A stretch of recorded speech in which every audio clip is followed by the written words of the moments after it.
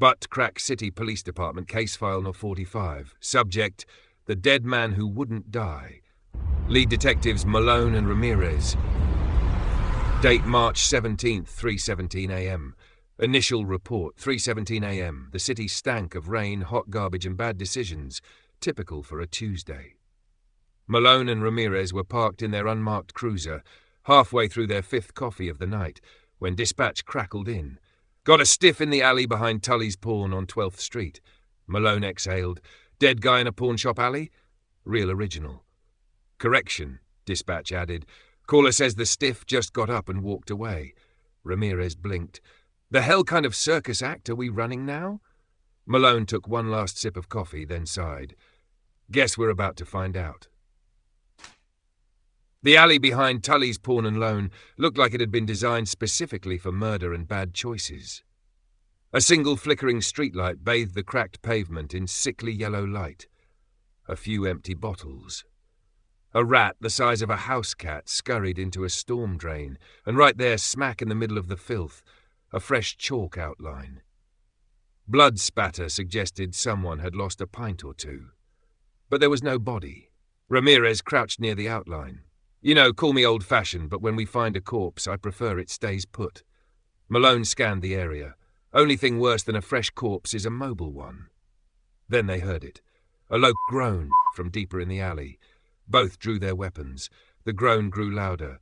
From the shadows staggered a man. Barefoot, shirt ripped, blood caked in his hair. His eyes were glazed over, his skin pale as a ghost's handshake. He lurched forward. Classic zombie shuffle. Ramirez tightened her grip. Nope, not doing this. Not dealing with zombies tonight. Malone kept his gun raised. Easy, pal. You okay? The man blinked slowly, smacking his lips like he was waking up from a bad nap. Then he muttered, Man, I need a drink. Ramirez lowered her gun. Oh, good. Not a zombie. Just an idiot. Victim statement. Name, occupation, security at the Broken Tooth nightclub. Last memory. Having a drink at some dive bar. Next memory, waking up in an alley covered in his own blood. Ramirez waved a hand in front of his face. Eddie, buddy, you were a chalk outline 10 minutes ago. That ringing any bells? Eddie just groaned. Man, I feel like I got hit by a truck. Malone tilted his head. You sure you didn't? Ramirez folded her arms. You OD? Take something you shouldn't have. Eddie shook his head. I don't touch that stuff, but I do remember a guy. Ramirez sighed. There's always a guy. Eddie squinted, trying to remember. Real slick.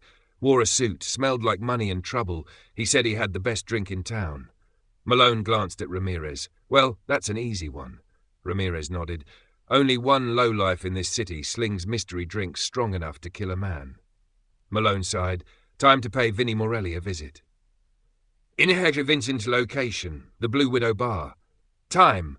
The Blue Widow was the kind of bar where hopes, dreams, and hygiene came to die.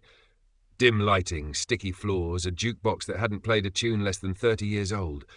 The bartender? A smirking bastard in a too-tight vest, Vincent Vinnie Morelli. Vinnie looked up as Malone and Ramirez walked in. Ah, detectives, what can I pour you? Maybe a tall glass of Go to Hell? Ramirez sat on a bar stool, unimpressed. Or maybe just a shot of Explain Why Your Drinks Are Bringing People Back from the Dead. Vinnie grinned. Ah, so Eddie woke up, huh? Malone raised an eyebrow. You're not even going to deny it? Vinnie shrugged. Why bother? I was testing a new drink. Works like a charm. Ramirez leaned forward. And by works, you mean? Vinnie smirked. It knocks you out cold, stops everything. Heart, lungs, brain activity. Dead as a doornail. He tapped the bar. For a few hours, then bam! Good as new. Malone rubbed his temples. You made a death and revival cocktail. Vinnie nodded proudly. I call it the Phoenix Special. Ramirez groaned. You are actually the dumbest smart person I've ever met. Vinnie grinned. Appreciate that. Malone sighed. Let me guess, you didn't tell Eddie what he was drinking. Vinnie shrugged. I wanted to see if it worked. Ramirez stood up. Congratulations, it does. You're under arrest. Vinnie smirked. On what charge? Innovative bartending. Malone pulled out the cuffs. We'll figure it out on the way. Vinnie held up his hands. All right, but before we go, can I interest you in? Ramirez cracked her knuckles. Vinnie shut up. Aftermath. Vincent Morelli arrested for reckless endangerment and unauthorized human experimentation. Eddie DeLuca taken to the hospital with no lasting injuries, except maybe to his dignity. The Phoenix Special, permanently banned in every bar in the city. Malone leaned back in his chair at the station. You know, of all the dumb cases we've had, this one might take the cake. Ramirez stretched. At least it wasn't the raccoons again. Malone shuddered. Don't remind me.